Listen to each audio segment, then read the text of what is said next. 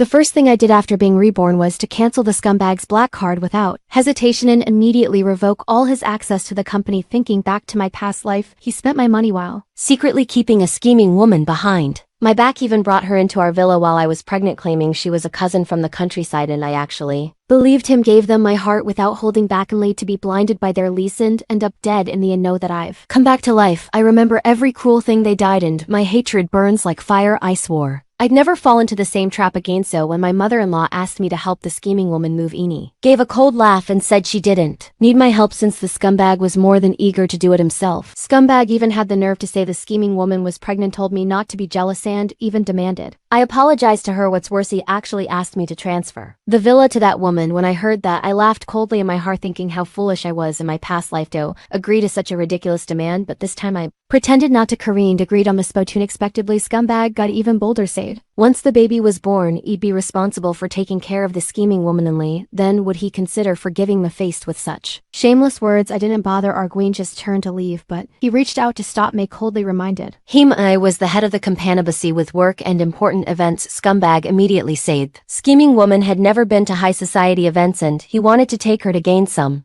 experience. Of scheming woman pretended to be shisade. She had no proper clothes, didn't want to embarrass them, so the scumbag asked me to give her my gowns and jewelry. Watching the whole family leave in high spirits, I sneered in my heart. He had taken the bait completely. I immediately told my assistant to prepare the divorce papers, make sure the scumbag left with nothing, clear out his office, cancel all black cards, and strip him of all his success. At that moment, scumbag still had no ID, showing off everywhere under my Namath. Scheming woman got even more arrogant. She publicly smashed a watch worth millions, even slapped a rich heir across the facade. Heir got angry and tried to fight back, but the scheming woman cried, saying her baby got scar. At the heir was furious, but the scumbag punched him, forcing him to apologize. He even threatened if he didn't apologize, it wipe the heir's family out of the business world. Heir was so mad he laughed. They clearly started it, but now they wanted him to say sorry. He warned them if they didn't pay up today, no one would be leaving. Scumbag arrogantly claimed he'd had more money than the heir, but the heir exposed him, saying all his money came from May. He never had any real ability. Scumbag exploded with Raga, grabbed an antique and smashed it, refusing to talk about compensation. Heir's father rushed over. Scumbag didn't stop, went wild, destroying every antique in the room, shouted that when I evaded, he'd pay for everything anyway, but little did he know his end was coming just then. Banquet doors opened. I walked in slow-light. Scumbag saw me like seeing a lifeline and begged me to pay, but I said coldly I didn't break anything. We should I pay? As soon as the words left my mouth, Avirian was stunned.